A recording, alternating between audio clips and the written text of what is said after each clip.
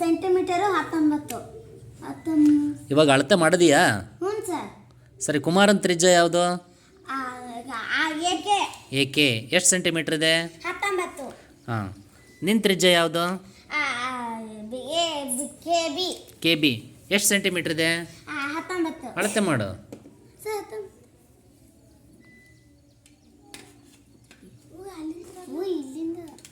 Centimetre ಆಯ್ತಾ? ಈಗ ಕುಮಾರನ ತ್ರಿಜ್ಯದ ಅಳತೆನೂ ನಿನ್ನ ತ್ರಿಜ್ಯದ ಅಳತೆನೂ ಸಮ ಇದೆನೋ ಇಲ್ಲೋ?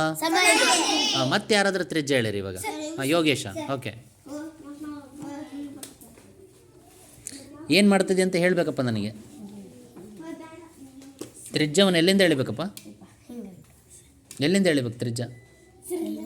ನನಗೆ ಇಲ್ಲಿಂದ ಎಲ್ಲಿಗೆ ಅಂದ್ರೆ ಹಾಂ ಹೇಳಿಯಪ್ಪ, ನನಗೆ ಗೊತ್ತಿಲ್ಲ ಅದು.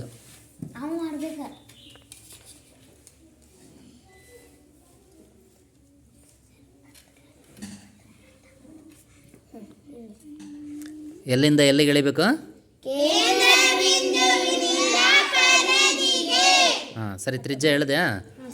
ಹಾಂ, ಇವಾಗ ಅದಕ್ಕೆ ಏನು ಕೊಡಬೇಕು? ಏನತ್ತ? ಹಾಂ ಸರಿ, ಯಾವುದು ತ್ರಿಜ್ಯ ನಿಂದು? ಹಾಂ, ಕೆ ಸಿ ಒಂದು ತ್ರಿಜ್ಯ. ಅದು ಎಷ್ಟು ಸೆಂಟಿಮೀಟರ್ ಇದೆ ಅಳತೆ ಮಾಡು. ಅದು 19 ಸೆಂಟಿಮೀಟರ್ ಇದೆನಾ? ಆಯ್ತು, ನೋಡೋಣ ಎಲ್ಲರೂ ಅಷ್ಟೇ ಬರುತ್ತಾ, ಏನಾದರೂ ವ್ಯತ್ಯಾಸ ಬರುತ್ತಾ ನೋಡೋಣ. ಹೌದಾ ಇಲ್ಲ?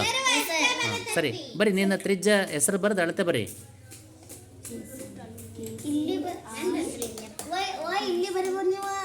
ಅಲ್ಲಿ ಬೇಡ, ಹೊರಗಡೆ ಬರೀಲಿ.